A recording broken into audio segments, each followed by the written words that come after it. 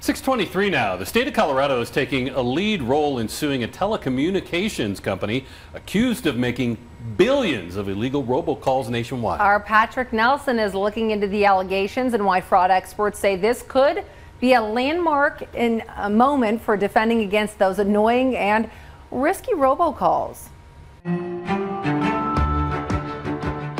Colorado is part of this 140-page lawsuit targeting Avid Telecom after our state's attorney general says it facilitated nearly 150 million robocalls to phones of people in our state between 2018 and 2022. The company denies it did anything wrong, but law enforcement leaders across the country are joining forces to push for consequences.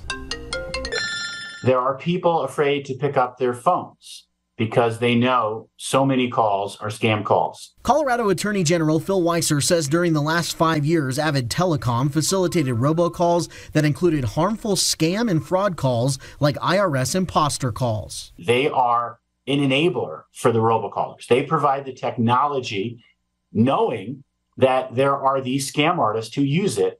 90% plus of the calls were actually ones that didn't last more than 10 to 15 seconds. Legal counsel for Avid Telecom has put out a response to these claims, saying in part, contrary to the allegations in the complaint, Avid Telecom operates in a manner that is compliant with all applicable state and federal laws and regulations. As necessary, the company will defend itself vigorously and vindicate its rights and reputation through the legal process, end quote. Dr. Fraud, J. Michael Skiba from CSU Global, says Colorado consumers will have a chance to learn a lot as this plays out in the courts. How they got your number in the first place, how they used, your local healthcare company to make it look like it's them calling you, or your bank. I mean, that's what's going to be important to the consumer to understand, kind of the inner workings of that. If the Colorado AG and company can win this case, Dr. Fraud says it could serve as an important deterrent for companies dealing in robocalls in the future. If things go really well here and regulations are put in place, that's going to make companies really think twice about making those,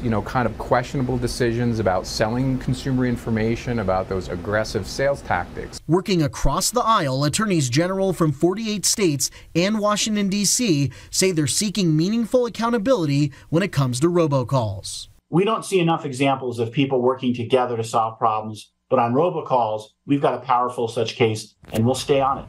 Patrick Nelson, News 5. All right, thank you, Patrick.